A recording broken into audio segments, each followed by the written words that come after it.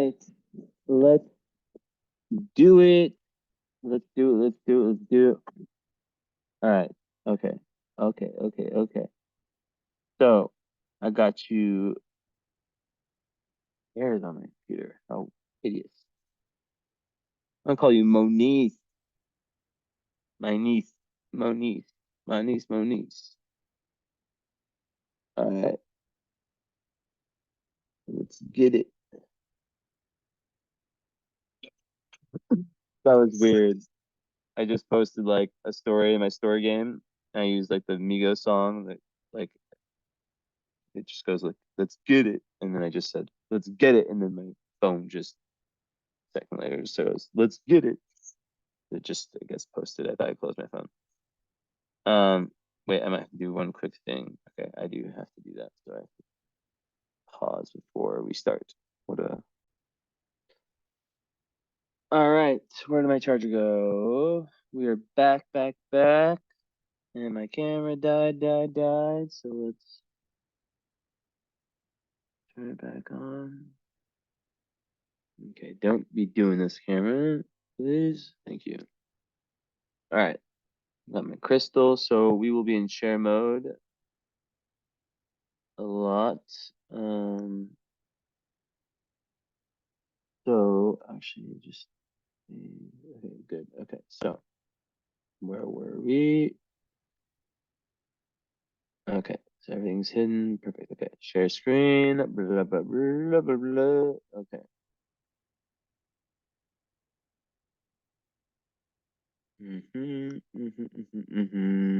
Ooh, I see some things already. All right, so we got a Pisces moon with a Leo sun. These are two of my signs. My big three. Do you have a Sag rising? No, you got that. Wow, we have a your rising's in my midheaven, exact degree. Crazy. Actually, no, is it 23? I forget. Anyways, whatever. Who cares about my chart?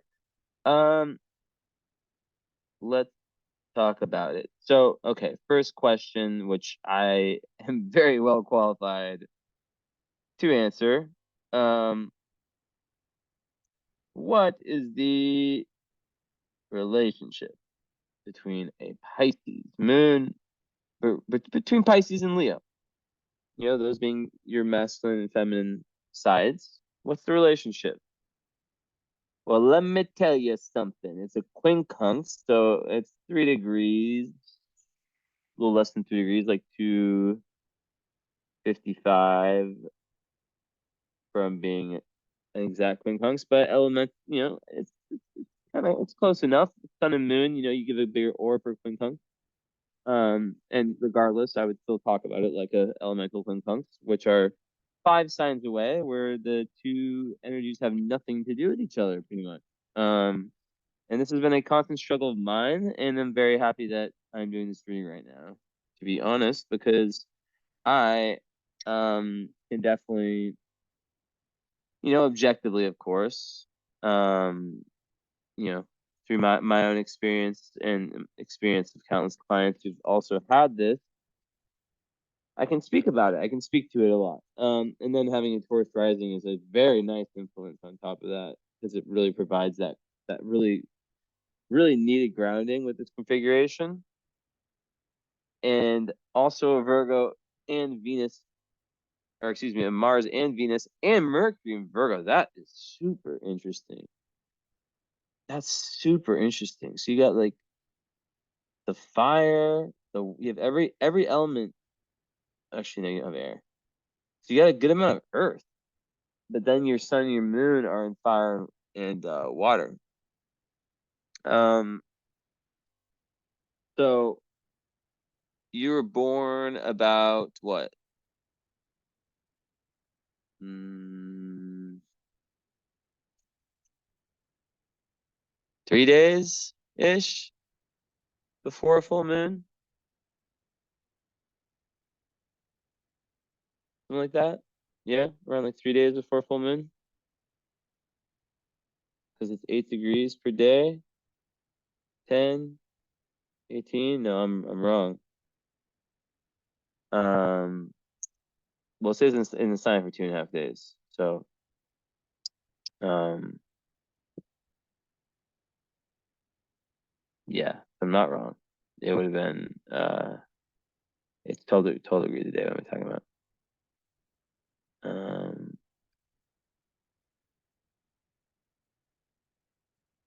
yeah. So yeah, around 3 days before a full moon, which would have been in Aries. Or wait, am I just tripping my freaking balls off right now? Why did I say that? It would not be that. It would have to be an Aquarius. And that is what I meant. But then I actually have to say that you were born after a full moon. Duh. Look, moon has passed, and it was a full moon in Aquarius, probably at like right on Saturn. Interesting. So, and then the full moon happened. The moon switched to Pisces, and suddenly you were born. So I like to bring that up because it's significant. You know, you live in this day and age, and you experience, full moons, and you feel the energy shifts. Even a few hours after the full moon, it can be very different. So it's especially different when it is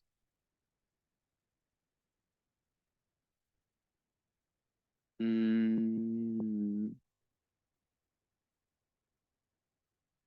2 days, because it was at two. It would go from 5. It'd be wait to 24 plus 5, 29. Yeah, like it's a little over 2 days. 2 days and some basically. And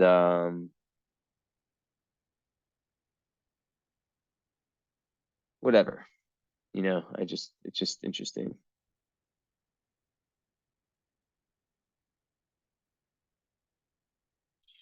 It's just interesting.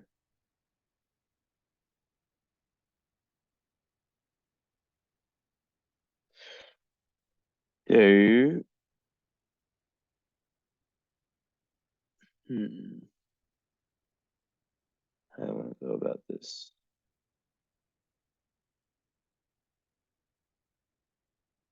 How do I want to go about this? So many directions. Okay. Well, basically, here's the big issue.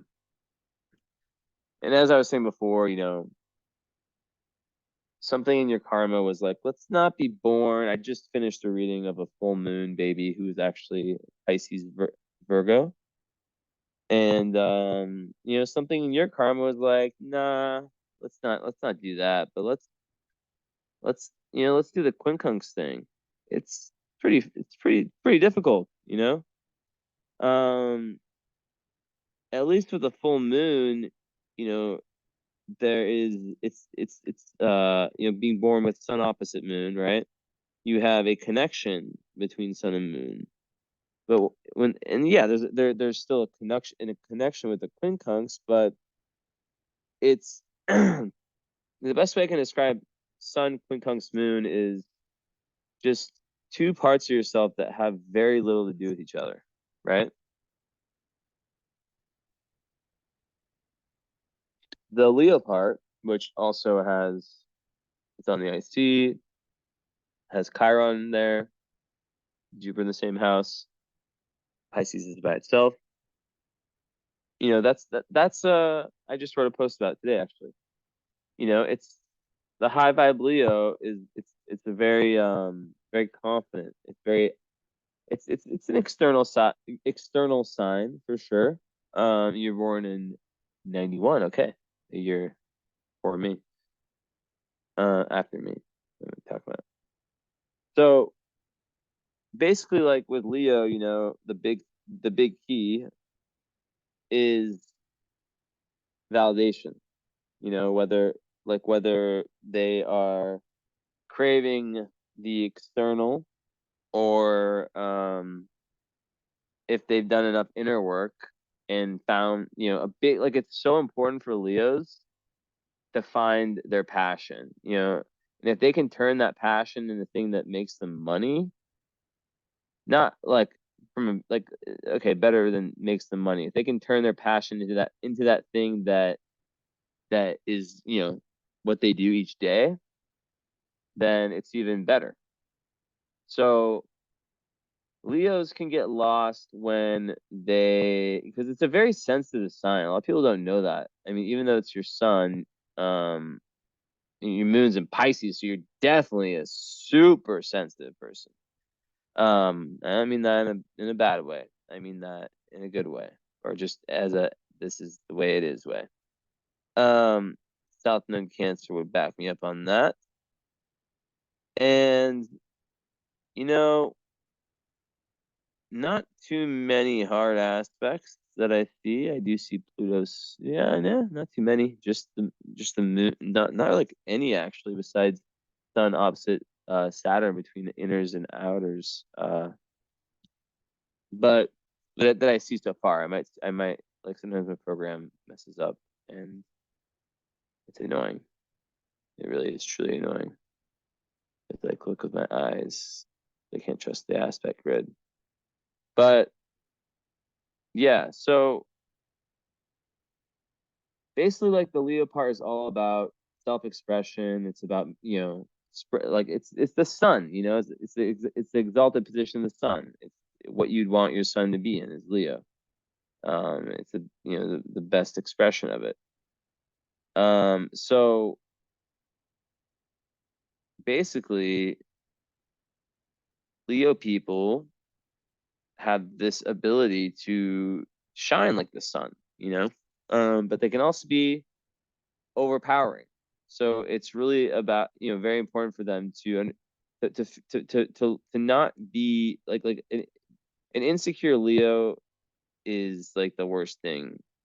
Well, actually, I don't know. Gemini, I just wrote high vibe and low vibe for a lot of signs. I think I did 4 or 5 so far, but I did Gemini and Leo. I did Leo today. Um, but and then I did Pisces the other day, didn't I? Yeah. So I have done those. But yeah, really for Leo, it gets bad when, like, the more that the person is not looked at themselves because of the extroverted nature of the energy, right? Like Leos will tend to be more social beings, right? So when you're always social, especially like with the quincunx here, that could really speak to like a very, very different kind of energy between mother and father. Like just either they're divorced or they're just completely different human beings. And that can create kind of like some difficulty for the child when they have like these two conflicting worldviews from their parents, who obviously have a major effect on them, whether it's conscious or not. And I always tell people with this or something, some alignment like this, it's like if you had to, and you could do it as an exercise, like write down your main lesson from mother and father, like what would you write? Maybe try it and see how different it is, like what you really took from both of them. So yeah, the Leo part like is all about, at the highest vibe, it's purpose, it's creative purpose, and it's it wants to spread that warmth to others. Doesn't want to just keep it for itself. The lower vibe Leo is more like that. It's more, it can be a little bit selfish, narcissistic, um, all about me. Hey, look at me. Hey, look at me. That kind of energy. But the high vibe Leo, as you can read in my article that I just wrote today, they're very secure in themselves. And I guess this goes for every sign, but Leo, because it's so out there. It's just more obvious. Although sometimes Leo, like Leos can be like low vibe Leos can be just really insecure, and like their whole everything in their lives can come down to their whole self-esteem can come down to like how they're seen by other people and how accepted they are, right? So when you add, but like, yeah, like on a higher note, like it is super courageous. I mean, I don't know what, like, I usually don't go this deep into sun sign. Like, it's the one thing that I just like, I'm like, you probably get your sun sign. But yeah, it's the heart of the lion, it's courageous. It's bold, confident, great leader, fire sign that's fixed, so can actually start things, but also like follow through on them, and great leader, like someone who at their highest has found that light within them. They want to spread it outwards. So you add the Pisces moon, right, which is the feminine, the emotional side, and well, what I can say for sure is that your sun is in a very masculine sign, and the sun is masculine, and your moon is in a very feminine sign. So this would be a way more difficult chart for a man in today's world, for sure. And I'm not saying it's not difficult for you. We'll see what everything says. But Moon and Pisces are very imaginative, very, very sensitive. They take a lot from their environment, so they require a lot of alone time. That's really important for you. You can kind of feel lost when you don't get it, which that's like the conflict, right? As a Leo, which can be so extroverted and so like, but it is an ice conjunct the IC, so that does add an element of like, someone who loves the home, who loves the family, who just loves the idea of who has a pleasant, even though Chiron is the closest to the IC, so that's really interesting. Okay, I just fucking wrote about this. It's so dope. I'm doing your chart today. That's fucking cool. Okay, I need to go into this. So, okay, check this out. So your Chiron is in the same sign as your sun, which is Leo. So this is and it's on your IC. Is the nose doing anything? Let's see. No. Regardless. Um, yeah.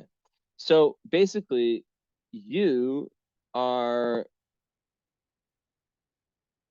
trying to unleash and find the pure Leo energy, but there might be some pain around that. There is some pain around that.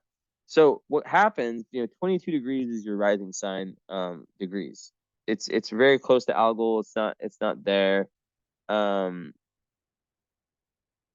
but it's a difficult rising degree. Fixed 22 degrees is difficult for sure. So you're definitely someone who's had to go through lots of trials and tribulations throughout your life, and it is the way it is. Now, oh come on, what's happening? Why did it just do that? Why is it giving me all these right now? Just give me this. Okay. So yeah, you would have had to go through many trials and tribulations. And probably had to have grown up really early. And because of that, and because of the potential for being very self-critical and just critical in general, and more so related to like early family dynamics, because it's a 1 degree separation, as you can see here, between Chiron, which is about the wounded healer. It's our wound, and it's in Leo, 0 degrees, right on the IC, which rules childhood, the karmic past, and the internal self, right? And the sun is only 4 degrees away, right? So that's very significant because basically what it's saying, it's actually, yeah, it's under 1 degree Chiron IC, is that there's lots of pain from the childhood, lots of emotional pain. And what this pain did is that it's in your sun sign. So it literally has made it difficult for you to express. I'll go off camera to emphasize, or on camera. So it's literally, because I was doing this with my hands, difficult for you. It's a challenge for you to express the Leo energy you have, right? The Jupiter and the Sun. So that is like a major challenge, right? Leo Chiron is it represents an energy where at some point in your upbringing, right, you didn't feel like you could be a kid, even as a Leo. And that is like the ultimate. Whenever I have anyone with Chiron and Leo, I'm like, I always say inner. I'm trying to think of different words that aren't like repeated over and over in the psychology and astrology world, like inner child work. Like ultimately, inner child work is the idea, because like it's not just through therapy. I mean, like getting in touch with your the child um like we're led to believe in this life that we're supposed to be these big macho mature, at least men, but like just in general we're like serious people, who want success at all costs. That's our number one thing.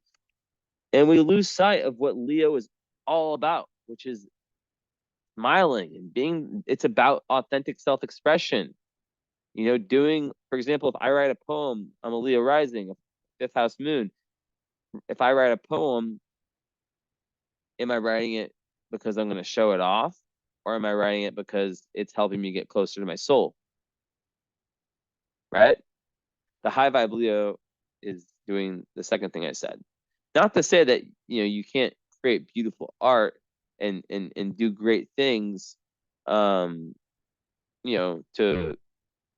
that lead to you profiting, or to you profiting socially or whatever. It's just the reliance on it, right? So with Chiron Leo, there's this pain where something, whether it probably has to do with the quincunx, something with mother and father, something in the childhood, where you and Leo is father, so it's probably something related to the father. And Chiron is conjunct the sun, so yeah, it's probably something related to the father, or whoever the more like involved parent was, the more masculine parent.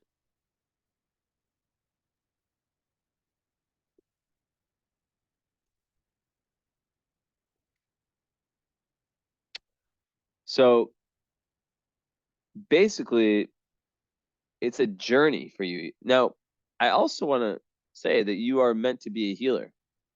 I say that a good amount in my readings, and I've truly come to the belief system that people who book readings with me, like there's some very interesting karma.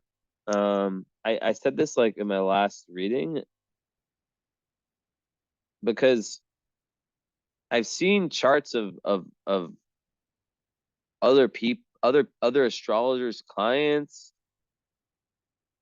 and I don't know, there's just something about like a huge percentage, not to say that I'm like the best astrologer, or that people who book with me are better than people who book with someone else. Like, I'm not saying that at all.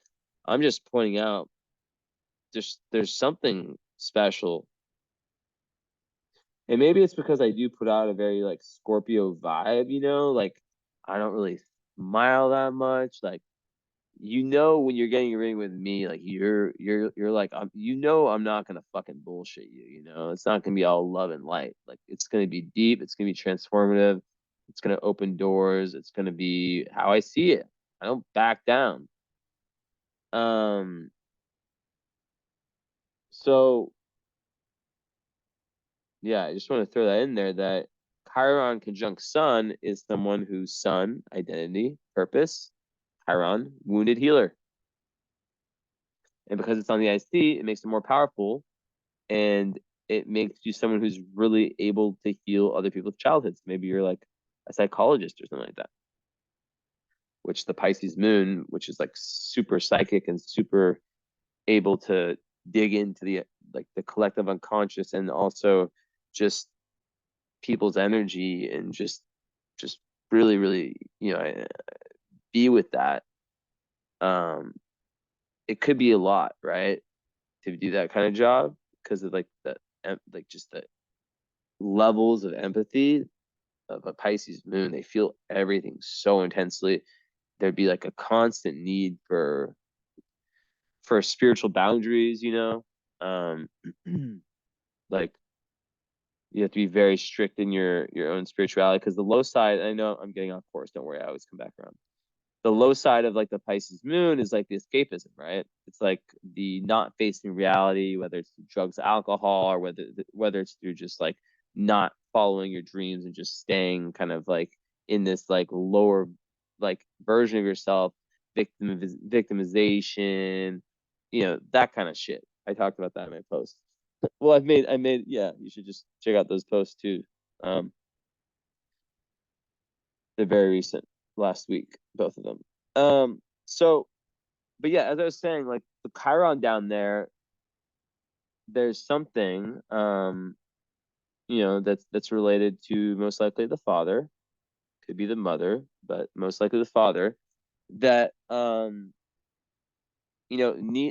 needs or needed to be broken through. Where you could feel like a kid again, you know? And then you feeling like a kid again, that's when you are able to look inside yourself and be like, all right. And a lot of times it's through like I was talking about inner child work. It's like through, finding a creative purpose, right? That's like Leo is so huge, big on that, right? And Taurus, Venus rules your chart, right? So creativity, but it's in Virgo, which we'll get into next. That's the tricky part. So I got this one figured out, I'm pretty sure. I feel good about this one. I feel good about this one. Okay, so that's like step one. It's like, okay, getting in touch with the inner child, figuring out how to, and by the way, I don't know where you're at. I don't look at any photos of you. I don't want to know anything about any clients until the follow-up. That's my shit. That's how I do my business. But yeah, I'd imagine that these are themes that have shown up. But if you come to me from experience, that you've likely, done a ton of work, and you might wobble between the different kind of manifestations, as we all do, myself included, with Leo, Pisces, and Sag, of high, moderate, low, whatever. You could add other signs in there too. But for you, Virgo, for me, Aquarius. But really, like, getting past that Leo wound, about being able to just let loose and smile and be embarrassed, and it comes from like just afraid of having fun and being creative. That's what it is, and it goes right into that Virgo fifth house. So fascinated. And there's fears of inadequacy and expressing yourself usually, so you have to go back to your childhood. Like, so there's lots of regressive work that's needed here, if you haven't done it already. uh if you have the resources to do it, like, a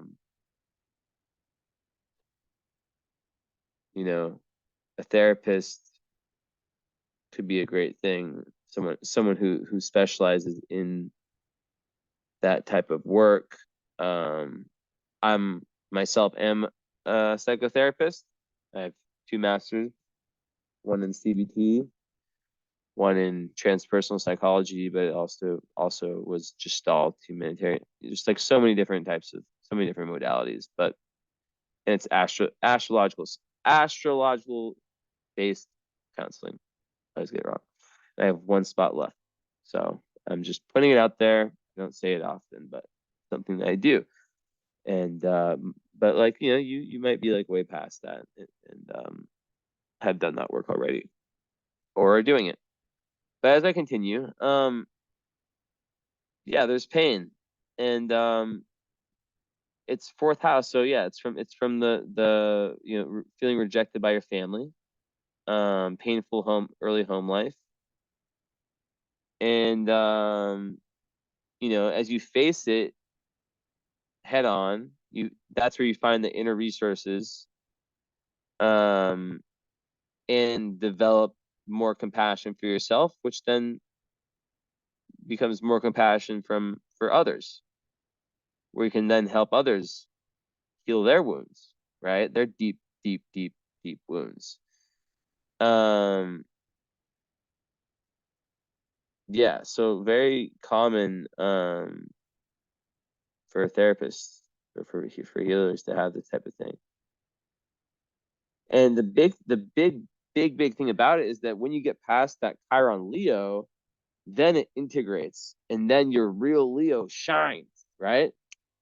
Now, on that, and then Jupiter and Leo is just like, oof, like major, major Leo, because Jupiter makes everything bigger, right? So it's like, um, you know, that makes a very fun-loving, generous, benevolent, whatever all the good words are of Leo are, enthusiastic, creative, loyal, um, smiley, I already say that, gregarious, um, and also loving children.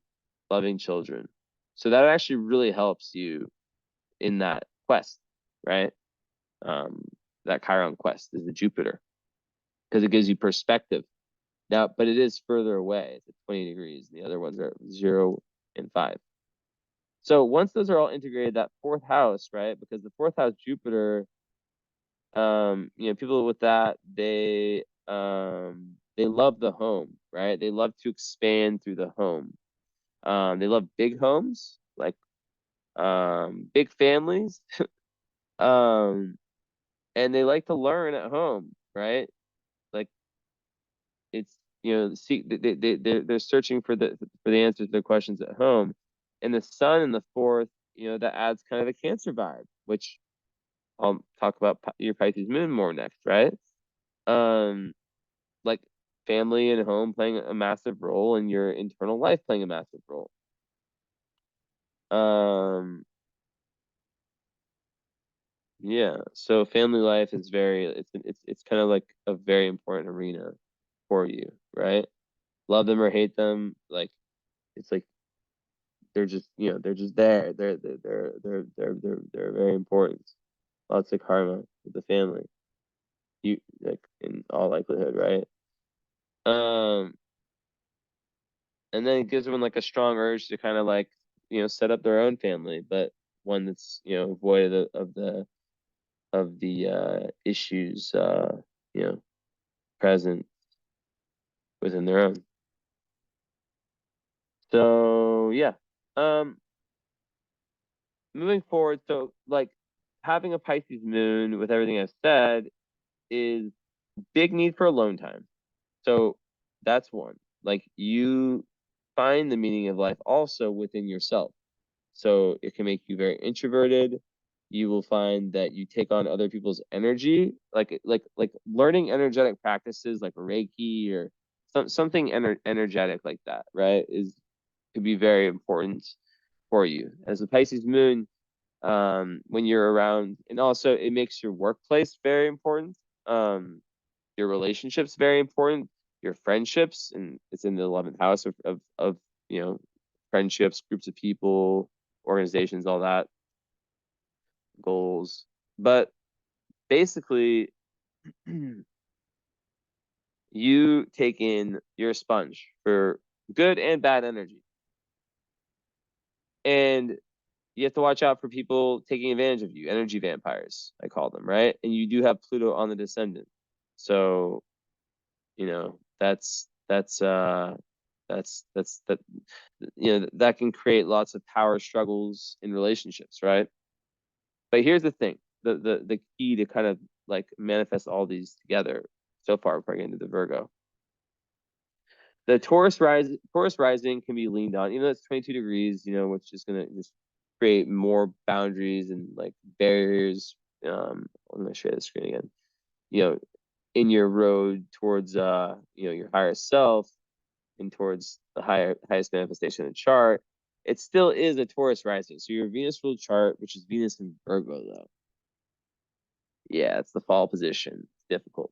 But with that said, you know, it's very important. Like being a Taurus rising will help you with being grounded and with having some level of consistency. That like if you had like all Pisces, you wouldn't have.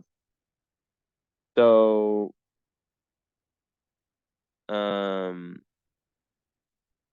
leaning on that is very, very key. Having consistency in your life.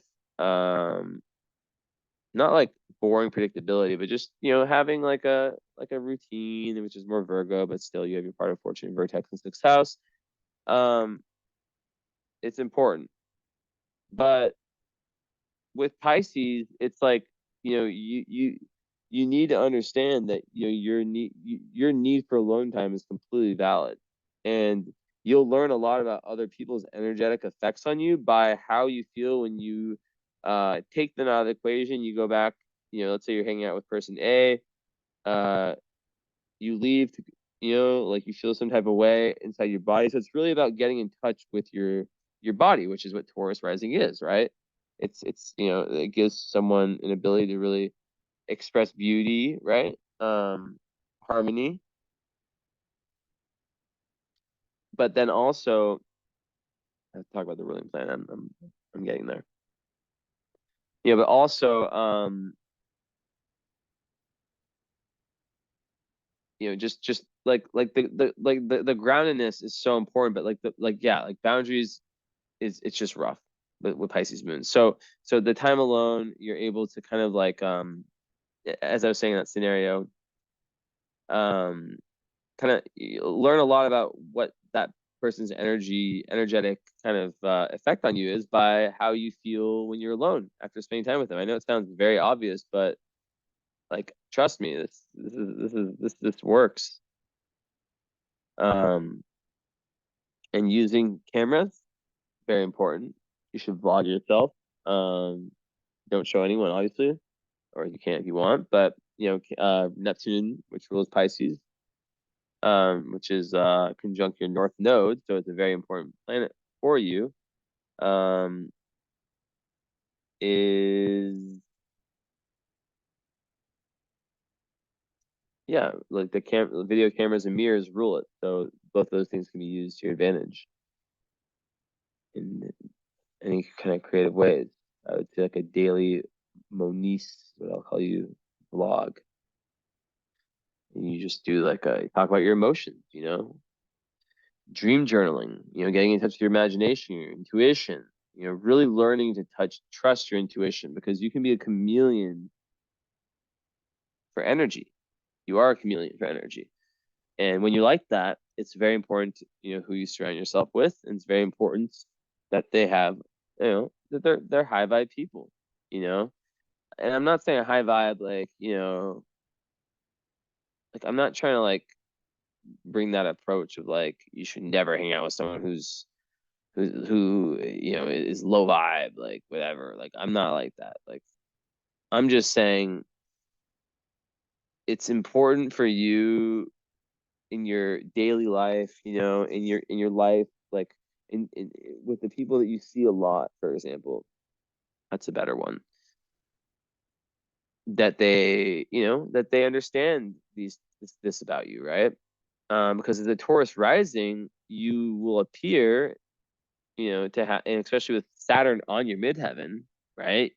You will appear, not that you don't have your shit together, but you will appear to have your shit together no matter what, no matter where you're at.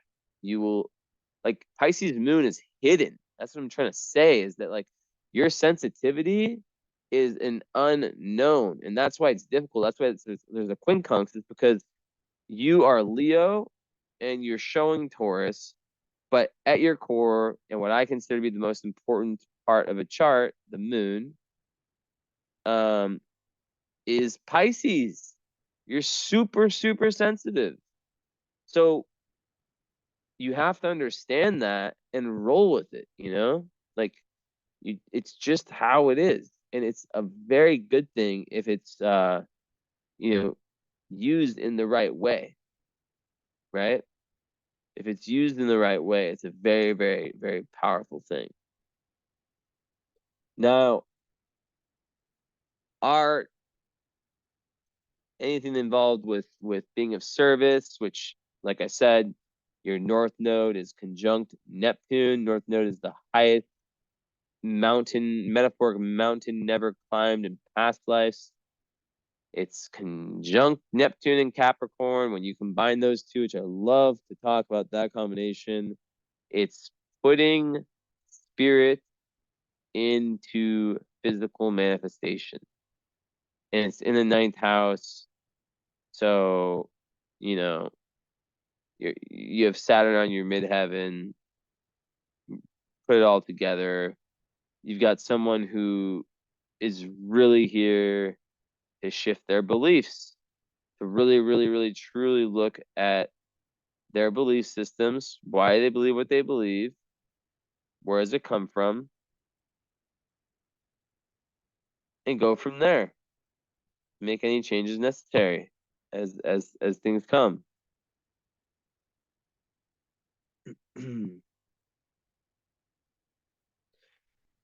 But yeah, so I think a very massive, I don't think I know, a key for you is how do you figure that out? And how, because Pisces moon there can definitely be difficulty with that type of communication. Like, hey, you know, I'm not okay with, like, I need to spend some time alone, because you'll come off as that Leo Taurus rising, like midheaven is kind of how you're seen, career on social media. If people don't really know you, you'll seem just very solid. And Pisces moons go back and forth. They struggle. They're super emotional, you know? It's up and down. It's not like Scorpio where they really will, like, potentially, what's the word? Like, externalize it, and like put their shit on other people.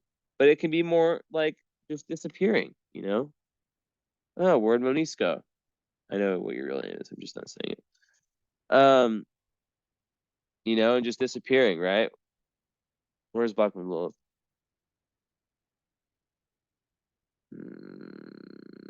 Capricorn. Okay, noted. So, yeah, okay. Lots of the Capricorn.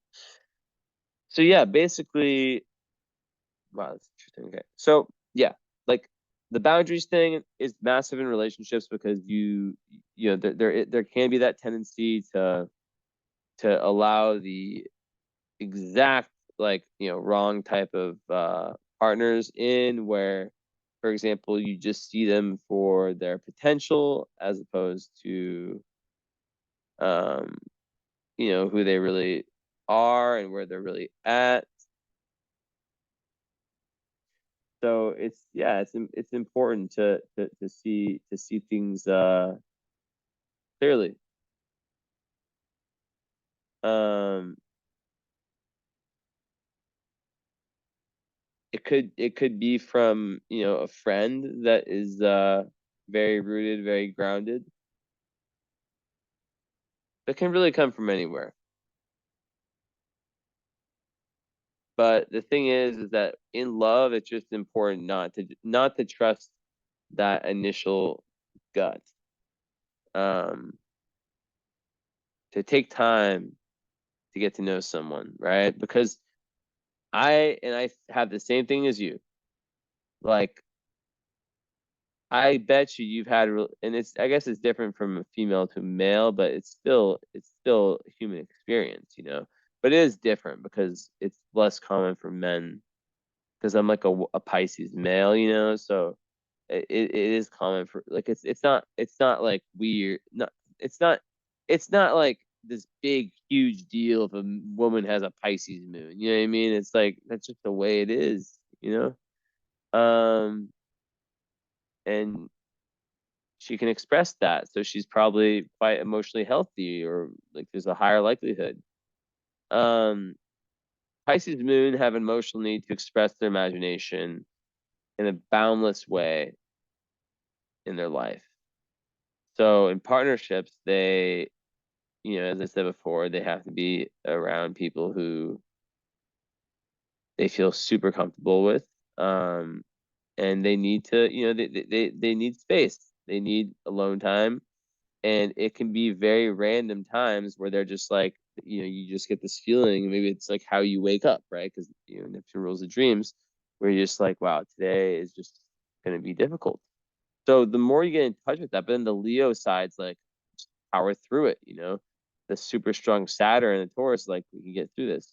But I think that you probably have, like lots of relationships where people kind of saw this kind of more external side of you, and then were very shocked and surprised at just how sensitive you are. Fascinating. I have the same thing. Although, yeah, it's weird because it's my sun, Pisces, but it's like I'm a Sag moon, Leo rising, and every girlfriend, like I swear, it was, or every girl or girlfriend or whatever, like it would be like that, where they would like, let's say, the Leo Sag side, and then when they saw the Pisces, it was like they couldn't connect. It was super frustrating. So imagine that there could be something similar. And then when we have Pluto on your descendant, right, on your seventh house cusp, that's just showing that relationships are a place where you go through this death, rebirth, transformation, through this these periods that really kind of tear you down but build you back up. Makes sense?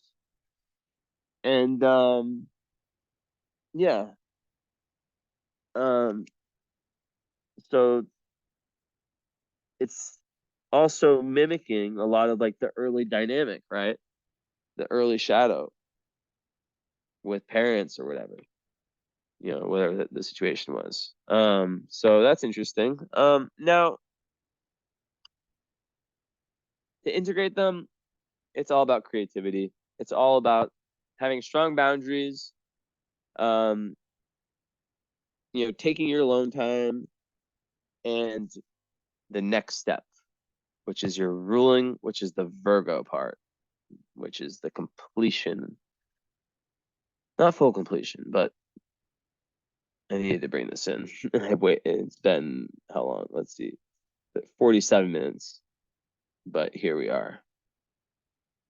So I'll turn the camera on for a second.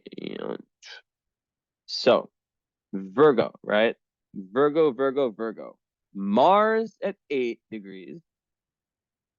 Venus, computation there, at 7. Mercury at 2. All direct, no retrogrades.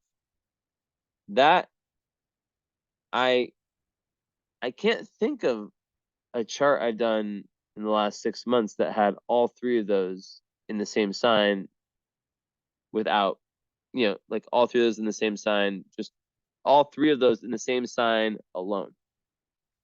That's very interesting. Now this is interesting because, as you said, interesting, blah, blah, blah, blah. Wait 2 minutes. So you have your ruling planet as Venus, but your Venus is in Virgo. Venus is the planet of love, but above all, self-love, right? Virgo, Venus, is very self-critical. Um, you know, I've known a lot of Virgo Venuses in my time. I've even dated some.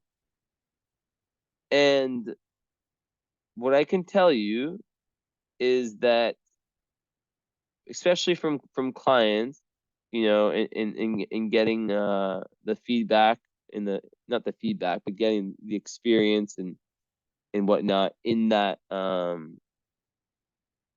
the follow-up session and current astrology session that I typically have, it's nearly always them agreeing with me about the fact that no one's ever good enough. And that it's only until they reach a certain evolutionary point, right? Where they stop hating on themselves, kind of. Not like hate, but like hating, like hating, not hating, hating. Just stop like shit talk, like stop bad mouthing themselves. And Virgo is a sign of perfection, right? It's a sign where I think of it as like a white dove or a white crystal ball. And if there's any bit of gray or darkness that enters that crystal ball, they push the crystal ball down. I just came up with that last part right now. I kind of like it. But yeah, that's the perfectionism. You can have 99% correct, but all that matters is that 1% that was wrong. You feel me? You feel me? So, what's weird about this reading is that like I had like 3 clients with the same first name as you, like same sounding, and I literally have no idea which one you are because I told you I don't look at any of my clients. So, um, like I have this like image of you, but like it's an energetic feeling. But um,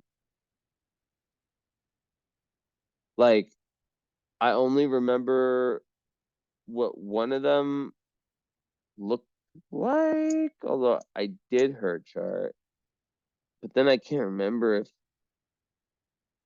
y'all look the same. It's weird. So like, I don't know. I was just kind of like saying that like I just realized that like um I had like an image of you, but now I'm like, no, I have zero idea. That's how I like it. That's how I like this shit. Not shit. I don't like cussing. And classy is not good when I do these readings. Bad boy, bad boy, bad boy. So yeah, basically Virgo Venus people, let's just get cut right to the chase. Super self-critical. It ends up hurting them um more than anyone because they're just constantly finding, and then you add Mars and Virgo. Oh my God, Mars and Virgo. Speak of a freaking placement. I mean, if you see my content, most difficult placements, that shit's everywhere. Not shit. And let me just say that like there's no such thing as a bad placement. Let's keep that a buck. Let's keep that very straightforward. That there's no such thing as a bad placement. But Mars and Virgo is very rough. Why? Because Mars and Virgo, when it's combined with Venus, which is nice, the conjunction, we'll talk about that in a little bit. But basically, so picky. Can always very observant. Like that's if I'm like, you know, if I need a lawyer, or like an accountant, I want that guy to have Mars and Virgo or that girl. But in the context of relationships, and I'm not even talking romantic, just in general, it can be very naggy. I said it can be. Remember that. It can. These are all potentials. Um, can also be very, very loyal and very, very resourceful and someone who is really about the real deal about their relationships, and they take it seriously as fuck, and they you know um they are less like ooh and more about okay, like that's what I really respect about the Venus kind of switching tones a little bit here. But like I need to give Virgo some love, like the high vibe of it is that because I do love it. My mom's a Virgo. My who is my best friend now? Is it Trey or is it Patsy? That's the big question that you don't give a fuck about. You're like, who is Trey? Who's Patsy? Well, maybe you know Trey. And maybe you know Patsy. I don't know how much you like watch my stuff. God, it's like a fucking mind fuck. Anyways, who cares? This is like a constant for me. It's like I like say something about my life and then I think about it for a second and then it's like, you know, literally who gives a fuck? Like, do I even care? I mean, I guess, kind of. Best friend, it's kind of lame anyways. Anyways, whatever. So, um, yeah, I totally lost my like where I was with that stupid shit that I talk about. So yeah, basically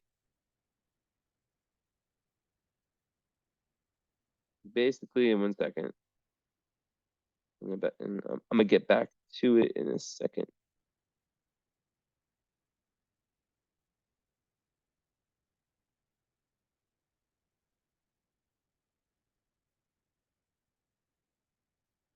Hold up, I just had this pop up.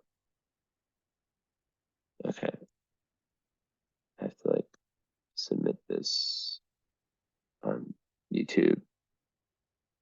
Okay, publish, go, or else I'm gonna be up all fucking night. France plays tomorrow at 5, World Cup final.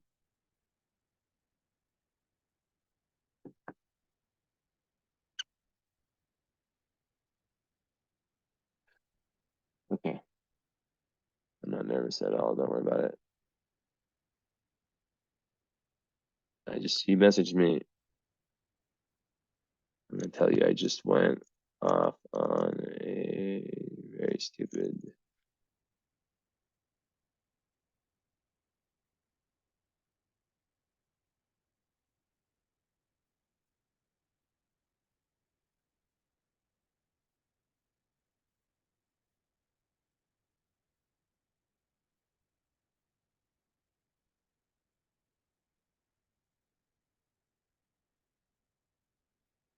Okay, I'm messaging you right now. This is really important stuff.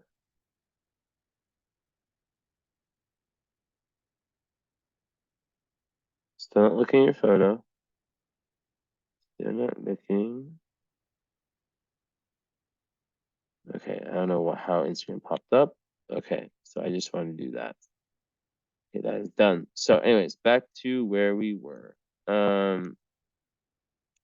So yeah, basically, yeah, Mars and Virgo, it's very difficult. It tends to make the person like very it's they can be flow killers, like of course yes they can be very like I know I was just saying the positive stuff, but like very like it's like the most physically observant sign. You could say Scorpio is the most like um psychologically kind of psychically observant, Scorpio or Pisces, right? But in terms of that, just observing the little things, um, it's Virgo. Very discriminating, and your Mercury's in there too. So the thing with Virgo is perfectionism. Now, of course, there's an opposition between your Moon and um, Mercury, exact degree, but also between all the Virgo planets in your Moon. So this is an issue here, right? Is that the Pisces moon likes to go with the flow. It likes things to just God will take care of it. But then the Virgo side, so I think these two can work together really well. Like this is like the kind of aspect, the opposition like this between the mutables that can really push people towards success, which I feel like you have. You're reaching it slowly in Saturn return, which you should definitely, oh yeah, you have your Saturn return going down, or it's actually ending, but I would still book if you want. It's pretty much, it's over like in March. It's pretty much over. But for $20, like $20 more, I would add the Saturn return. But I would, yeah, whatever. That's just if you're like more curious, But I would definitely do. Did I talk about it already? Like, you have the follow up. I think you already paid for it. Did I already talk about this? Or was it on the last? I'm like mixing up my times. Basically, people get the follow up and add the current astrology reading to it, and it's a long 3 hours, and there's a little more session where first hour is a follow up, and then 2 and 3, and if it goes over that, is us really. It's the current astrology reading, where I go over everything current astrology, from solar return to progress chart to progression, or I guess progressions, the solar arc, and of course transits, also annual perfections, all the techniques I know. I put them together, I stick them, and it's like representative of the upcoming year for you astrologically, personalized. It's very good, and very magical. If I don't think I think I said that in the last one, pretty sure. Yeah. Anyways, yeah. So Mars and Virgo, let's be real. Very, very methodical, but very critical if opposed. And they can be very nitpicky. That is the thing. So when you put this all together, and yes, I'm about to take a chewing tobacco chew, the sexy Swedish kind, and I'm not addicted, even though I've done it for probably like 3 months now, but whatever. Citrus. Don't do tobacco, please. So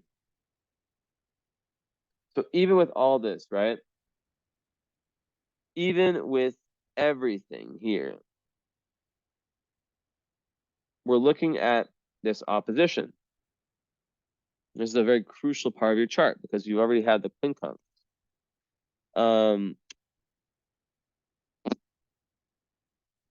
So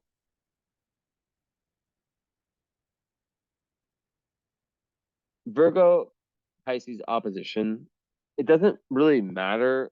Like, let's not even talk about planets right now. Let's just talk about the fact that there are four of your 6 personal planets, right? Just missing Sun and Ascendant, are in this opposition. So let's talk about the axes involved.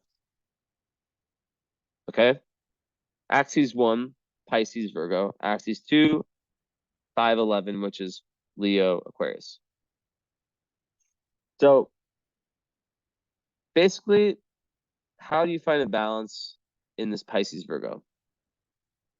Pisces, too far, is the person who just is wishy-washy, has all these dreams, but doesn't put them into fruition, right?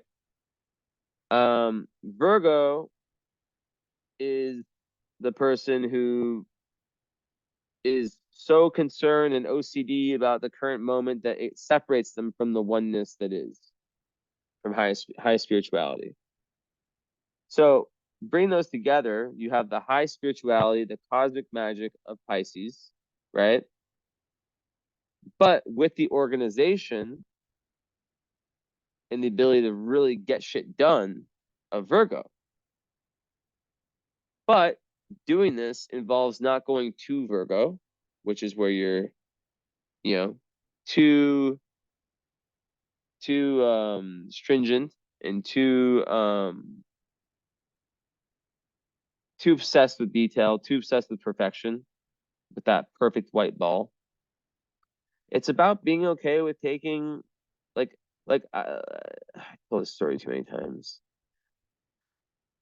but I'll tell it one more time. Last time ever, then retiring it, even though it was like 10 days ago.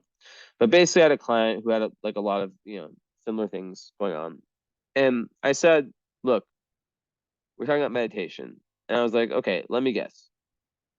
Because I was like, "So have you tried meditation?" She's like, "Yeah," but I was like, "Wait, hold up, let me guess. You did it for 10 days, and then on day 11 or something like that, for whatever reason, you know, and from day 1 to 10, you were doing well on schedule, increasing your time, whatever, you know.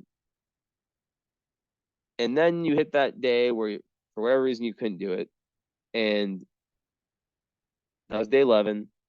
And then day 12, you just said F it. And you just didn't, you just gave up. 0 and 100. That is the battle for Virgo. It's understand that loss is like, I was just relaying this in my last reading. It's so weird that I'm going to talk about this story twice in a row. I rented a car,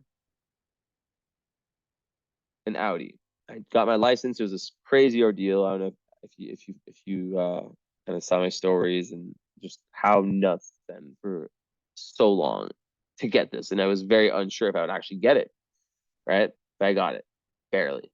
So hard, Romania. Oh my God, I missed the US system. Anyways, I rented an Audi. Nothing crazy like an R8 or anything, but you know, a nice, like, you know, I wanted to drive in the city I've lived in, you know, for 4 years. And so I've had it.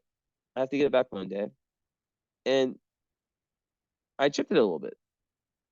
Really, really stupid. Um, I didn't even like really notice I did it. It's weird. It's like, and it's not big damage. It's like I thought that I could just like just with a sponge and whatever, just like take off like everything. It'd be fine. But I tried that tonight and there's definitely still a mark. So I gave an 800 euro deposit. Obviously, Audis are expensive. I have no idea about the insurance because they have insurance on it, but you know, they don't necessarily like there wasn't like an insurance policy with me.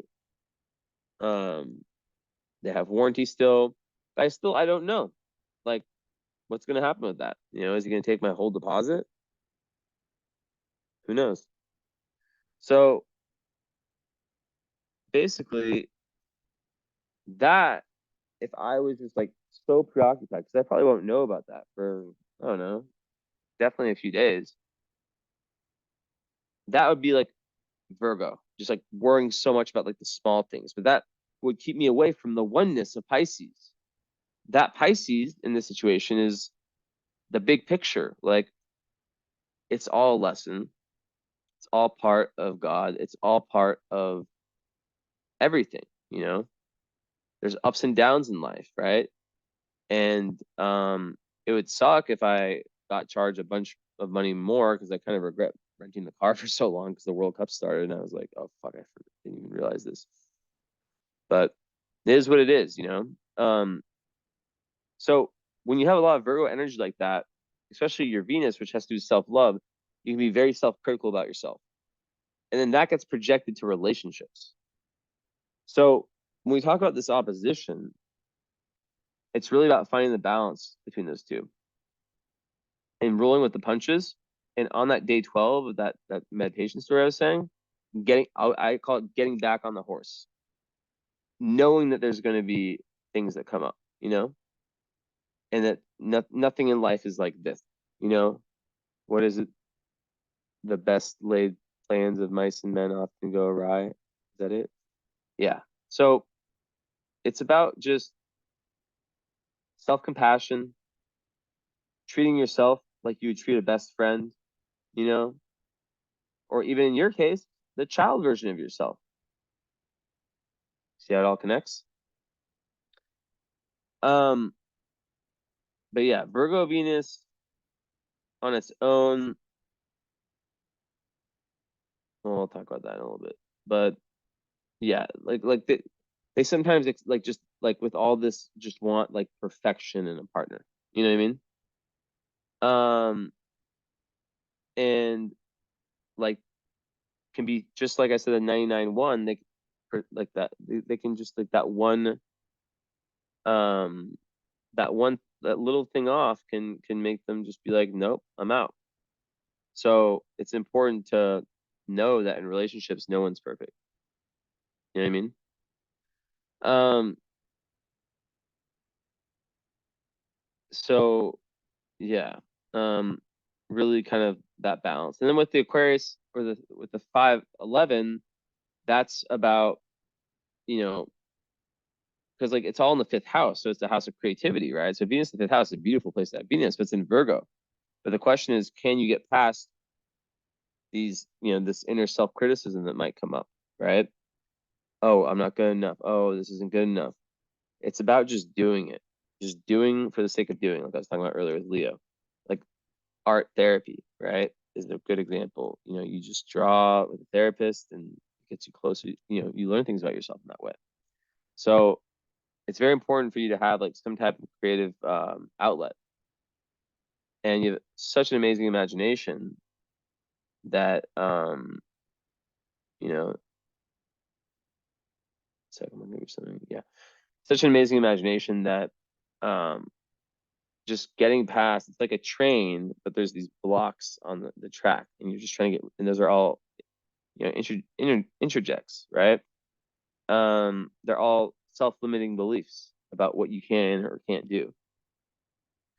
So to use this to your advantage, it's really about understanding that yes, you do want to achieve a lot. Yes, you do want to um, be as close to perfect as you can, but that's fucking impossible, and it's also impossible in a relationship. So when we talk about Venus, you know, moving more towards like the relationship energy, right? Well, actually, no, before that, like 5 and 11, right? That's about like time alone creating and time with friends, and finding a balance between that and making sure that you're allowing yourself that time and that space to really get to know your true self. And it's very important that your friends or the people, any groups you're a part of or whatever, um there's a level of real like spirituality and common goals, things of that nature, right? So very important. Now with love stuff, right? With Venus, so it's conjunct Mars, and it's in Virgo, and you have Pluto on the descendant in Scorpio, and then you have Juno in conjunct the North Node. So that's like basically saying that your key relationships will be very, very faded. Um, but really having, no, I'm going too many directions at once. Basically, like in the Moon in Pisces. So that's like all that. So let's kind of dig deep on that, right? So Venus and Mars together, right? Let's start there. Um, that just gives like a really strong desire for love and affection, regardless of the sign, right? It can make it also like with sex drive and just it's heightened, and it makes someone very relationship oriented, right? But very intense. And sometimes like people can't like cope with, like it's just like a very intense type of relationship. And then when you have Pluto on the 7th house cusp on the descendant, it adds to that further. So yeah, it does make usually like finding a new partner is pretty easy usually, because there is this like magnetic attractiveness that those two together bring. Um, and it's good for popularity and just really good for like career, like having like a like just very, very goal directed energy, right? And a strong work ethic. Sorry, my nose is scratchy. But yeah, there's a big need for that creative passion. Um, but like here, it's like very key, like how you relate to the opposite sex depends like a huge amount on the relationship with the father. Huge amount, right? So that's one thing. So that goes back to the whole, healing there. So then when you have the moon opposite Venus, right? Um, it's also a great need for love and affection, but there can be difficulty in achieving that. And what happens is that there can be difficulty showing that love, right? With vulnerability and whatnot, especially if you've been hurt before and rejected. Now on this one, it has to do with the mother, or like woman that were prominent early in your life. That has a massive effect on your dating life, your adult dating life. So that's huge. And yeah, it just gives a huge need for companionship. So it can border on codependency. But so yeah, it also gives like a really, really high standards with relationships, right? But also it can make someone just like really fear being alone. So when you go back to having a Pisces moon, there's a need to have alone time, right? So what can happen, which is interesting, which goes against what I was saying before, is that sometimes people with this can look past character flaws or red flags or whatever, right? And Pisces moon is so idealistic that they might, yeah, like just see the potential in the person as opposed and have the rose-colored glasses as opposed to seeing what's really there. So yeah, there's usually like a repeating pattern, and it's all linked, and there can be like the possessiveness, jealousy, insecurity, like all these things that can come up, right? And it's all about finding self-love, from like the inner work you do, and self-acceptance. And that's when at that point, that's when like the soulmate or whatever you want to call it can really enter the life.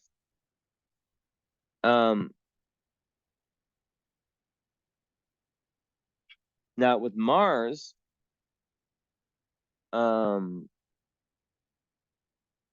one's interesting. It makes someone like definitely like a fighting spirit, very competitive. So moon opposite Mars, yeah. It kind of makes someone just like very like just in all areas of life, just like whatever they want, they just go for it, there can be a short temper there and conflicts, all that stuff, right? But very, very passionate. So lots of athletes can have this because it does give that just competitive urge to win. But the key to have like harmonious relationships is to like choose the battles that you enter, and to really, once again, it goes back to the inner work, right? And it goes back to this thing I think 2 lives ago, which I posted on my Instagram. I talked about the neutral mind, 2 or 3, and it's about having, like, for example, let's say triggering statement. A lot of people, it's triggering statement, reaction. The neutral mind, it's like triggering statement. This is where meditation comes in. Pause, feel, and you don't react out of instinct. Self-control is what needs to be learned here, right? For like the minor irritations or the major ones, right? So yeah, but overall, it's really, really good for like, for like when there is when you've really found like that life purpose, um, it just makes, like, especially creative life purpose, like it really makes everything way easier. Um, but there's a real need to be able to express the emotional frustrations and anger you might have, which Pisces moons sometimes have trouble with that. There can be domestic violence, like there's a potential for that. It's not common like some other, like so common like some other aspects, like Mars, Pluto, for example. But you know, it's something. So really, it's like this like it's you know, you are such a made to be healer, whether that's your profession or not. Um, but ultimately, you know, your success in relationships, it's depending on the work you do with yourself and the understanding that the whole Disney fucking, you know, perfect fairy tale is just fucking myth. Relationships are dirty, you know. There's no perfection in them.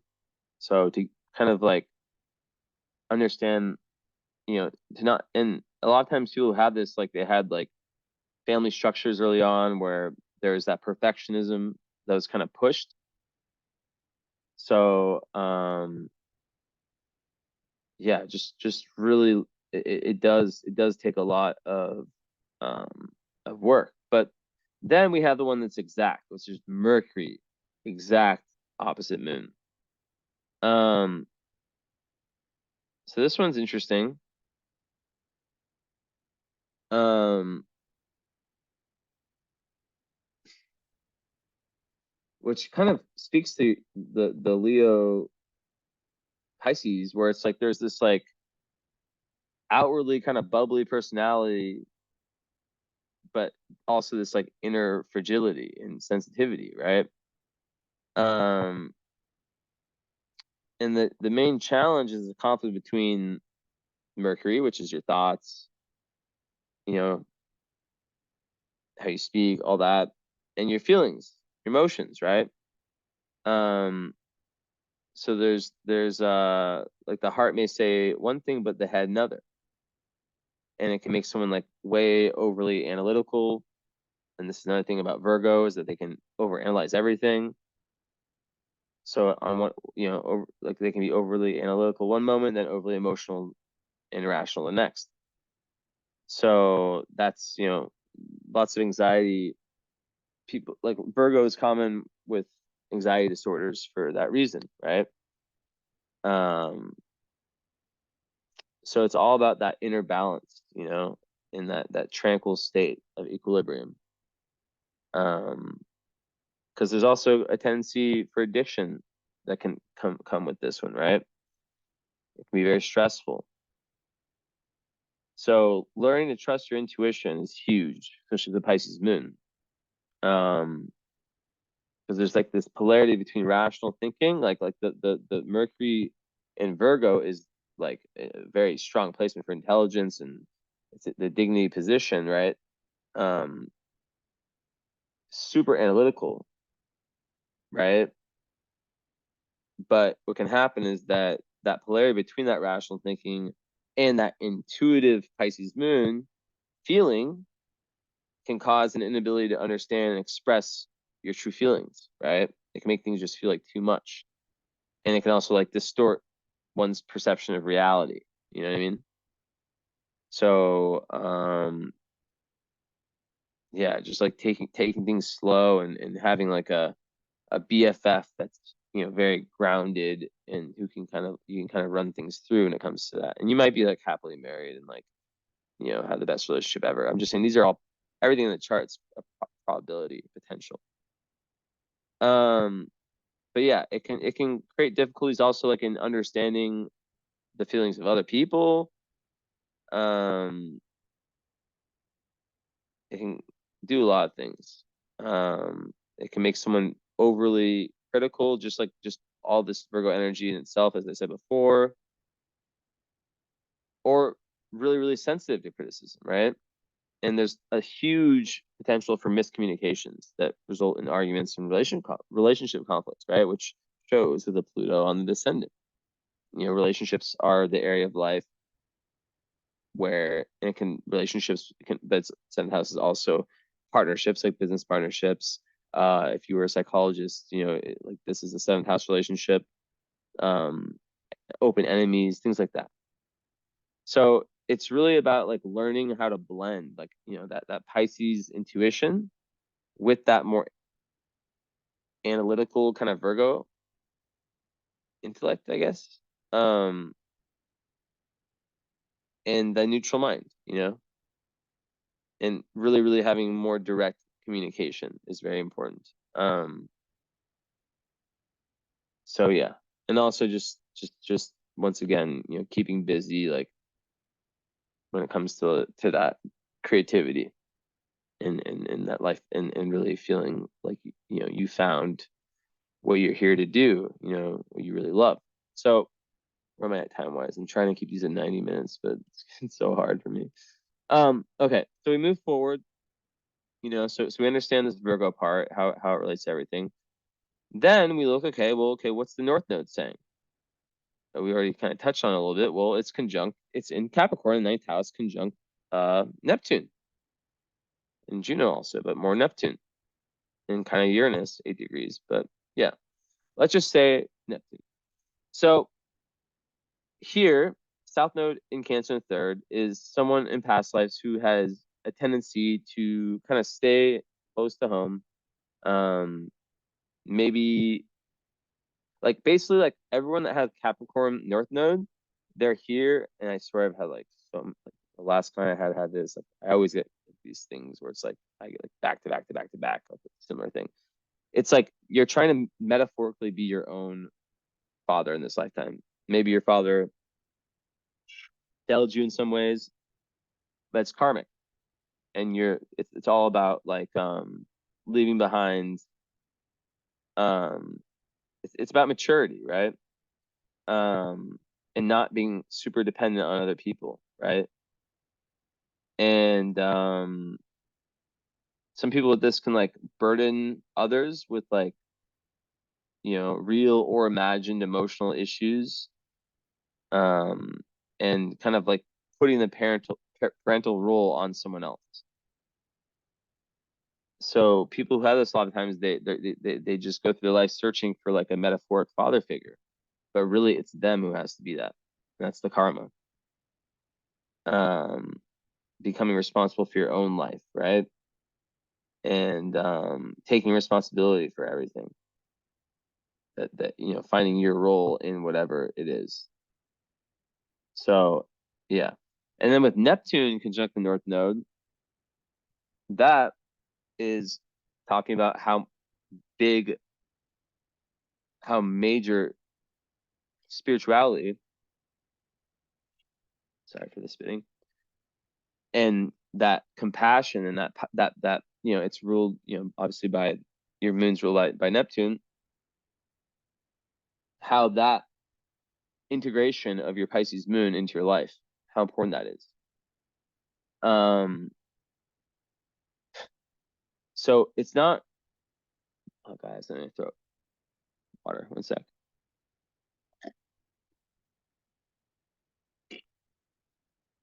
It's not so simple.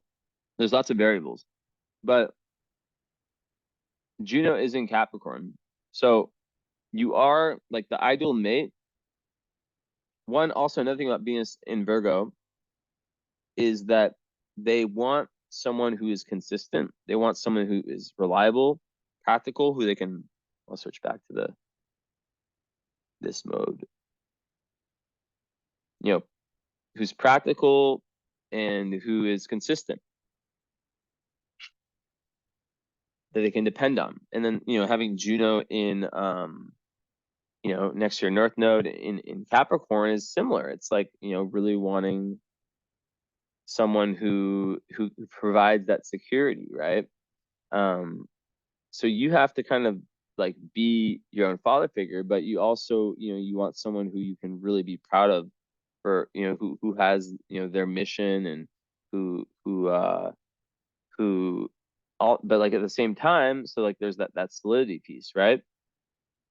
But who also understands you on the level of, I never ever really say this much, but like, someone who maybe has a little bit of water in their chart, water being Cancer, Pisces, Scorpio.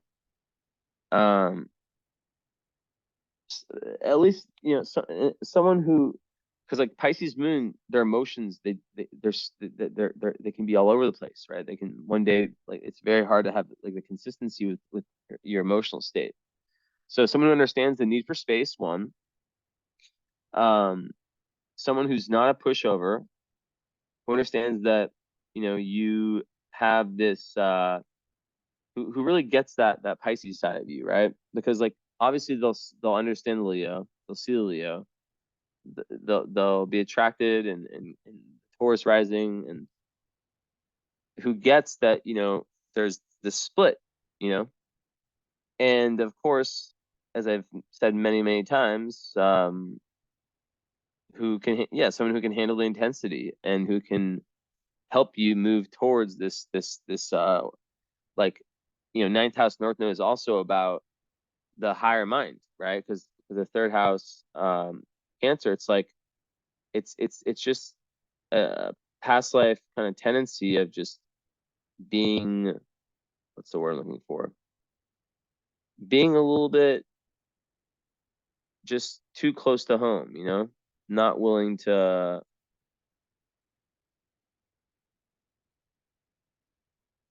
like take the risks needed for growth. So take this chew out. So yeah, it's majorly important to have someone that understands that, and who's able to, you know, to give space, but who doesn't just do all, like, everything, who like, in the sense that like they have their life, you have your life, right? Um, and you're not just like, there's not like a codependency in the relationship, and there's solid communication, and they really know who you are, and they're not just like people who are weak, like they're someone who can, you know who's also like up for the challenge of growth, and it could be someone foreign potentially, not necessarily, but definitely someone who helps you in terms of like bringing something spiritual, or higher, not spiritual, like who definitely doesn't push down your spirituality and your need for individualism and for finding your creative purpose, who encourages it, um and yeah, who like through that relationship, your life, like you're expanding. There's like an expansion. 1 second.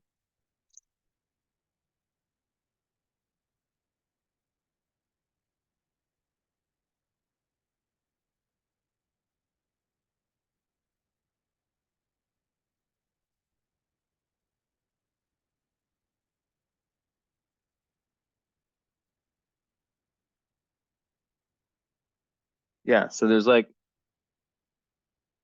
this real expansion that you feel, and they help get more towards that Piscean kind of seeing the big picture.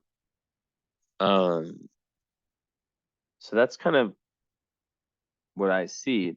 But yeah, the relationships can definitely, as I said many times, be the conduit that pushes you into that healing. And there can be, very intense things that happen, but it's very transformational. It's, you know, the death rebirth transformation for you is experienced in relationships.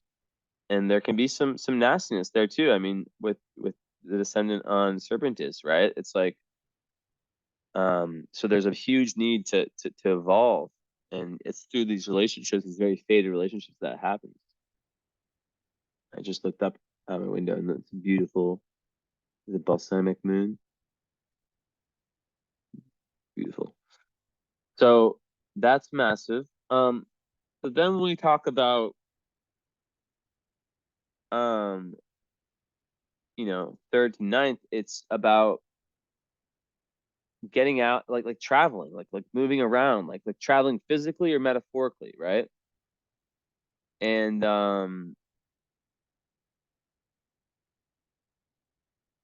just yeah, just the need to really broaden your mind, like, and look for different, you're really like seeking higher truth, and to not be like so scattered, like that's what can happen with the third house south node in Cancer, is that there can be someone who, you know, is too attached to the family, afraid to take risks, afraid to leave their like immediate environment. But in this life, it's like, you know, it's in your best interest, highest soul evolution, to do that. You know, to make those, you know, to take healthy risks. So then it goes back to, okay, Uranus. So Uranus is 8 degrees and 51. Yeah. So it's like 7 degrees to the north node. So it's also like someone who helps you, like you're also trying to move towards like individualization this lifetime, right? Really, and like finding your own spirituality, like what you're like, and maybe like you could have like been in a household where it was kind of not forced down, but where, you know, there's just a big disconnect um in relation to like your worldview and the worldview of parents, potentially, not 1000%. So Black Moon Lilith is also in that house, and that to me speaks to like that whole perfectionism thing, and per, perhaps a need to like just get ahead, you know, just get ahead. And it can also be, and like to the point, like it's just it's like you at your lowest vibe. So it's not something that necessarily shows up, but I think Black Moon Lilith, Capricorn, it's about, you know, it can be a little bit cold, and it can be a little bit cutthroat. It can be a little bit like, I'll do, you know, whatever it takes to get to where I want to get, kind of, even if it means stepping over people. And I feel like that probably didn't resonate with you, but that's just kind of the potential, right? And ninth house, it's about beliefs. So pushing your, like, let's say, because you have Uranus and Neptune in that house, which is like so like, you know, you're gonna have, I'll go back to my face cam while I finish this off. You know, your beliefs are gonna be very, very different than most people, right? Um, like Uranus, it's, you know, unusual, original philosophies that, and very, very rebellious against like any kind of like religion that's pushed upon you, right? And you know, Neptune there in the ninth is, gives like a very devoted attitude towards finding that higher truth, that guiding truth, right? But there can also be this search for like the perfect philosophy, you know. So there's a need, but also it's very psychic. So it's very, very, you know, lots of like astrologers or people that do things like around that area might have that. So yeah, and the fact that it's on your north node, it's just like, you know, really, really creating like creating your own life that are based on your own philosophies. And now we look at the next point, which is the midheaven in Aquarius conjunct Saturn, which is about, you know, you wanting to take those philosophies, you know, the, you know, like it's almost like the lower mind, third house is about like it's like the journalist within you that collects the data and all that. And then the ninth house north node is what's tying it all together. It's more of a single pointed mission, you know. It's like, instead of like having like a million different things that you focus on, it's like having, and being a fixed sun in fire helps you with that, right? But yeah, it's really a quest to develop the higher mind, and letting go of narrow-mindedness from past lives and broadening your perspective. Um, so yeah, let me sip this real quick.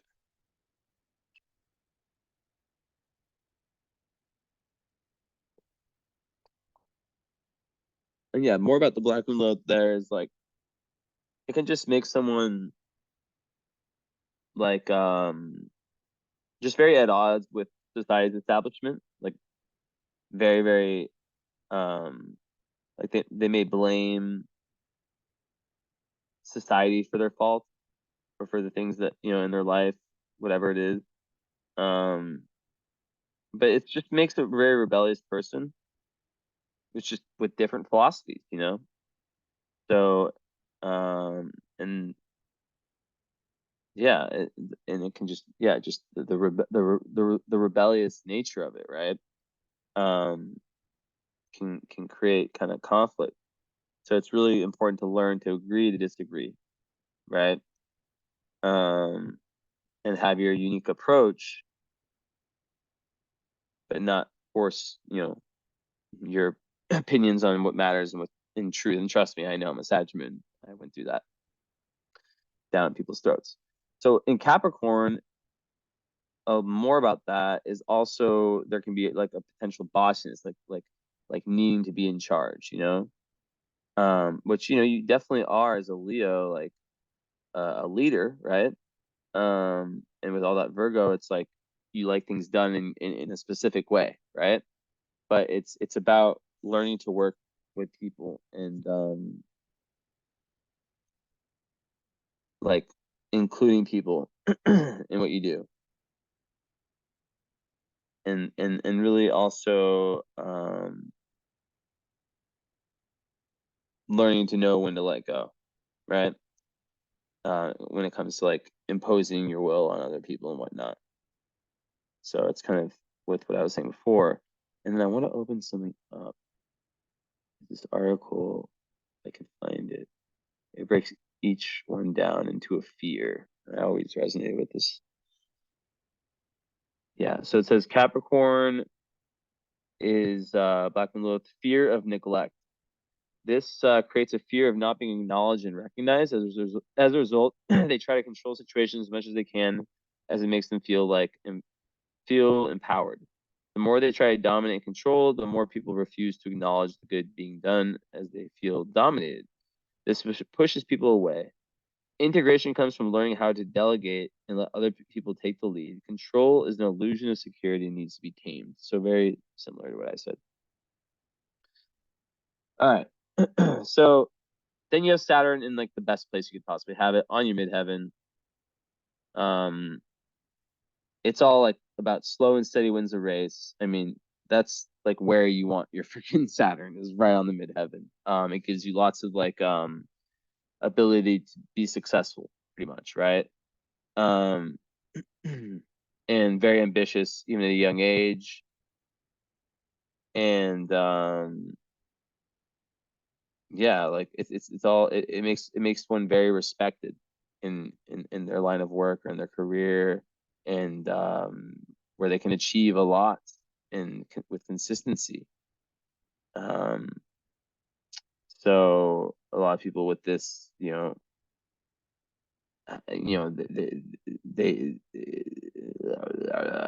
mean, there's so many different careers, right? It kind of gives you like, usually it's like more practical, like the career that people with this choose, like, but it's basically like, regardless of what it is, you have this like hardworking, just backbone, and this approach where you're just gonna get there.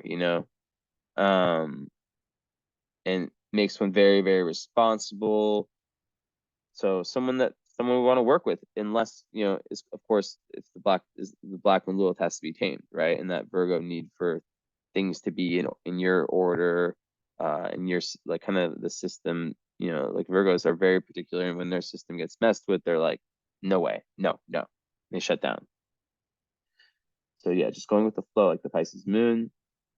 Of course, this really opens up after the Saturn returns. So like now, hard work. There's that lots of like frustrations and setbacks early in life.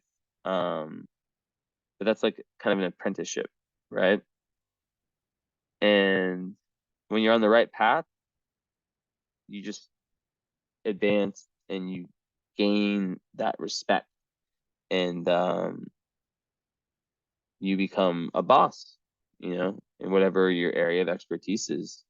And because it's in Aquarius, um, you know, it makes one very ingenious and kind of like unconventional in the profession they choose. That and usually they want to make a contribution to humanity. Also, there can be a career change. You know, there can be the energy of someone who has like the passion and the money maker, and little by little, because they're so hardworking, the passion becomes the money maker. So, yeah. All right. So let's see. Okay, so Sun opposite Saturn, and then talk about that. um, Basically, it goes back to the whole. It just it fits perfectly. It's like, and this just shows why your Saturn return is such a massive time for you, because it's like that same energy of like feeling like there's forces that are against you in your life when you're trying to move forward, just feeling like you're just being pulled back, you know? And usually it's the father figure when you're young, who was probably very strict and imposing, and maybe created that wound, that Chiron Leo wound. And you can continue to feel this rejection as an adult, but also, you know, it's ultimately like very, very common in very successful people's charts, right? Because like you have this like energy up until your Saturn return that's like you're trying to move forward, you get pushed back, and you have all this determination, all this grit, and then that energy goes away, like the bullshit, and then you have just the really, really good Saturn energy, you know, which is like you passed my test. It's like a strict teacher, you know, Saturn. And it's all about, you know, creating your own rules and beliefs, like I said before, and then building your life based off of those. And these beliefs are, as I said before, not going to be conventional, and they're probably going to go against, you know, what the father or, you know, family in general, you know, wanted of you. So that's the test that, you know, that's something that has to be overcome. And yeah. So then Ceres is in the sixth. So sixth house, you have some stuff. So you got Ceres, Pallas, Star Fortune, Vertex. So go through those. So Ceres is kind of like a second moon, one of the most important asteroids. And in Libra, it's just like really, really like it's kind of how you feel nurtured. So you feel nurtured when you're like in peaceful environments, when you're in peaceful relationships, when your loved ones create that atmosphere of peace and beauty, when you can experience good cooperation. And in the sixth, you know, it goes to the daily routine, you know, and really like loving kind of the Virgo energy, like loving the idea of that running smoothly and feeling nourished by taking care of like the daily details, you know, the errands, the chores, whatever, health, you know, animals also. And yeah, it can make one also very warm in their service to others. And that goes to the part of Fortune Vertex, which Vertex in the sixth is like very much about service. Of course, Vertex in Libra, um, you know, it's lots of destiny relationships. But yeah, it just kind of speaks to that kind of and it can also be business partners, whatever. But you know, these are the people that really give you a new perspective on life, right? Um, and anti-vertex being in Aries, it's like, you know, it'll draw you to people who have that drive and that vision that motivate you. And at important times in your life, like these big moments of crisis, people who have the sign Libra, or like a strong Venus, you know, Venus is Taurus Libra, um, will really, you know, help you and guide you and help you see the world differently, or guide you to people that can help you with that, right? But then sixth house vertex is like the doorway to higher awareness is through being of service, you know, being of service to humanity. Um, So yeah, it's very much about being of service. And then the anti-vertex in the 12th is, gives you some psychic ability. And as you develop that, being a Pisces moon already, you can be, of great service to other people. And it can be very, very strong, the strength of that ability. So yeah, it's all about using it for the benefit of the people as opposed to, personal gain. Part of fortune, um, you know, there on Spica is, just saying, like, once again, how organization and your daily life, service, all those Virgo things are very, very important. Also, one other thing about all your Virgo plants is that they're very service oriented, wanting to give back.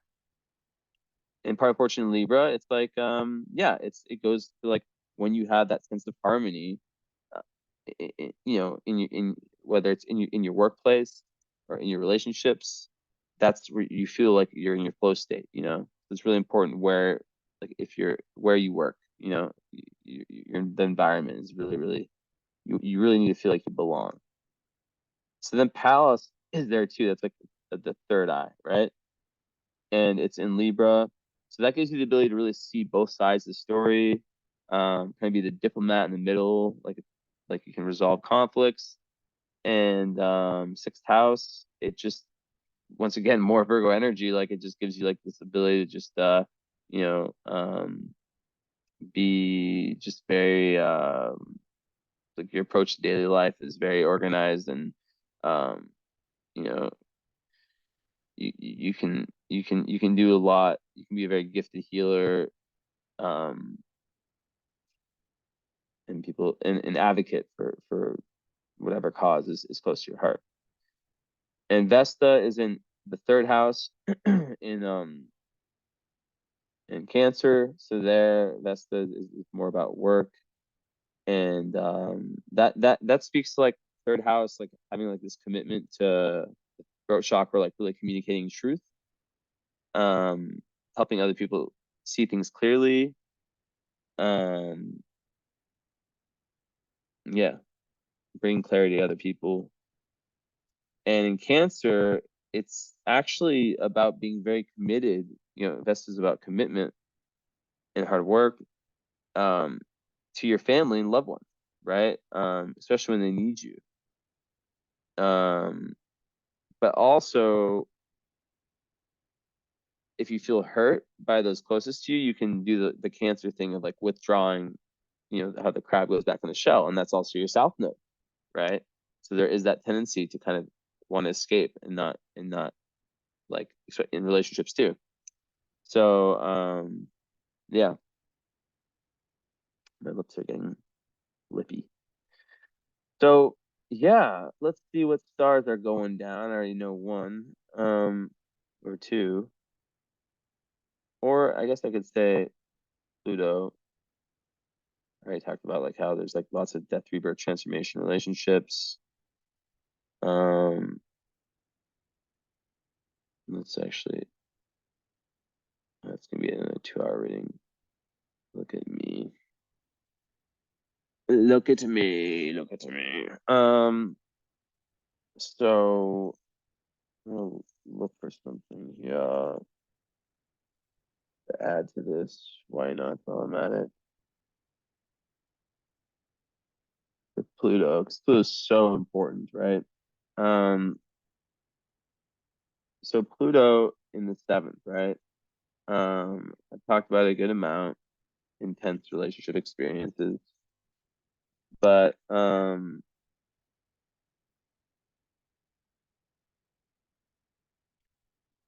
you know, there's definitely like deep and compulsive unresolved issues from past lives, that get played out in these, one-on-one, often romantic relationships, right? And um, the key is it's like understanding the self through the mirror of others, right? And there's like this massive need to transform how one is in love in this lifetime. That's a huge thing. And perhaps in past lives there's some abandonment issues, and unresolved issues that like may that show themselves in this life in these close relationships, right? Um, so the work is just like not is fighting through it and just not giving up. And knowing that everything is a projection, right? Once again, this there's you know codependent potential, which I've seen throughout the chart. But yeah, a healthy relationship is really needed where you can trust and be free and secure in that relationship. But then when Scorpio, it adds like kind of like this the intensity, potential deception, potential lies, everything. And there can be power struggles, manipulation. So yeah, it can really make this really up and down kind of relationship pattern, right? That ultimately ties completely back, and I pretty much says already, like to unresolved childhood issues, past life issues, even. Everything is karmic. But yeah. So okay, let's check on stars and this thing out. Wait, that doesn't look right. I'll stop share. But now you see how many I'm gonna have to stare at the computer. Okay. Wow. Look at you. So you have your moon on a royal star, Fomalhaut. Um, so Fomalhaut is there's not much information out there about it, but ultimately it is about endless divine imagination. Um, so when you have your moon there, it just makes you extremely creative. And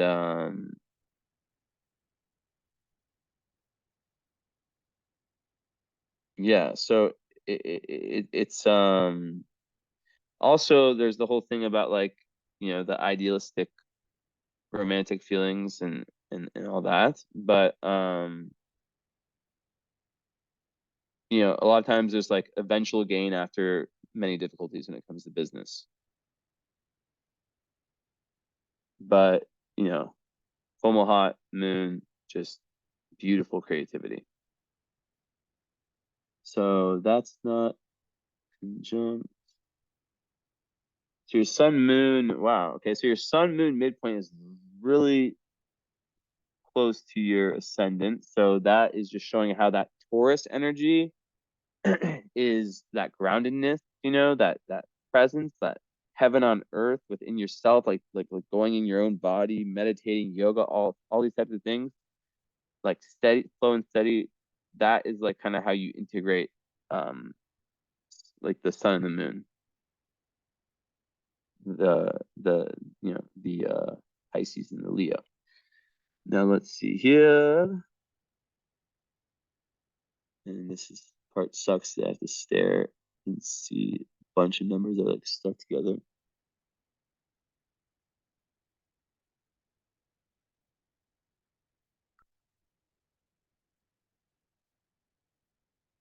Okay, just keep these in my mind.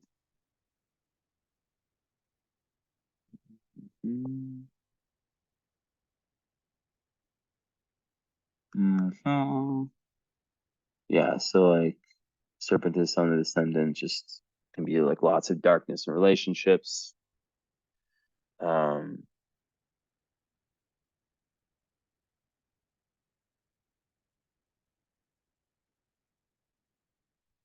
let's see.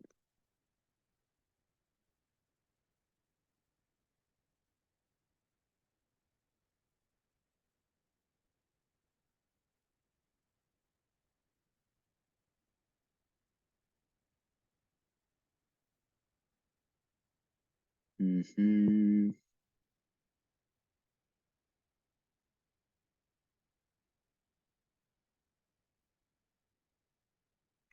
The Sappho.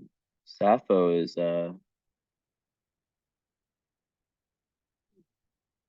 Is that there?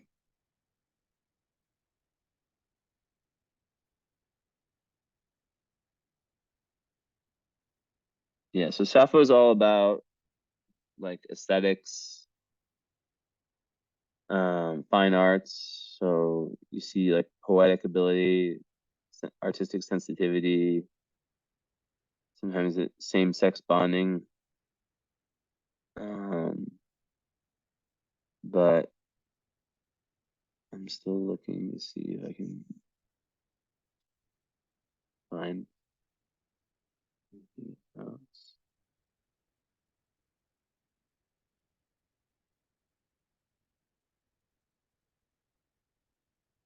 So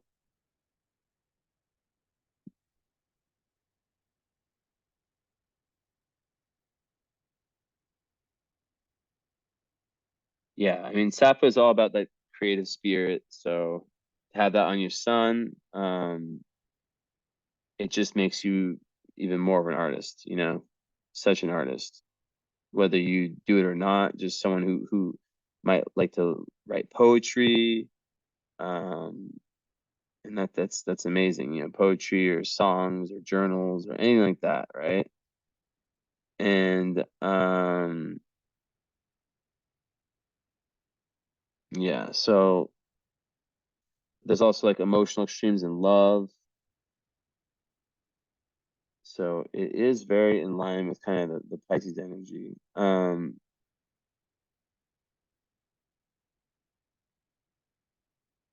And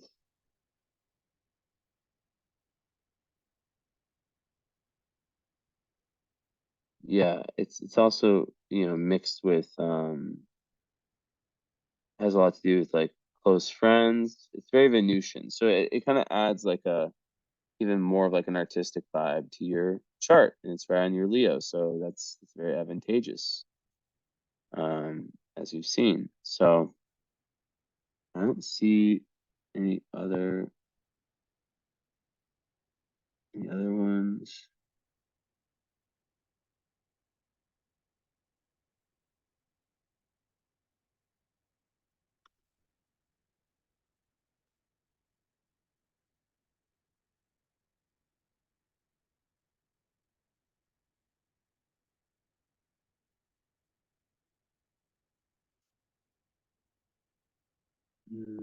Zosma is close to your Mars, which is Zosma is like another. It's like a truth-seeking one. Like it can be connected to astrology and numerology and things like that.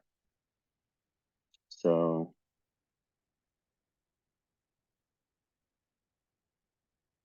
and then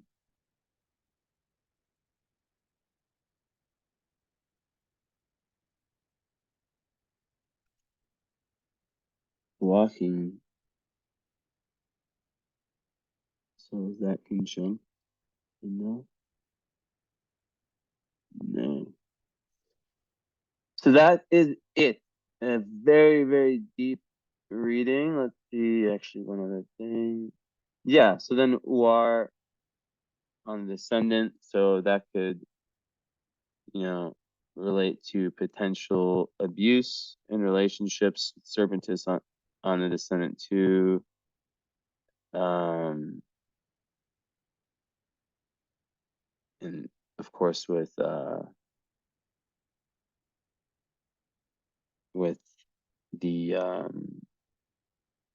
famous Pluto there. I mean, there's definitely signs of it. Um, Let me just find one thing.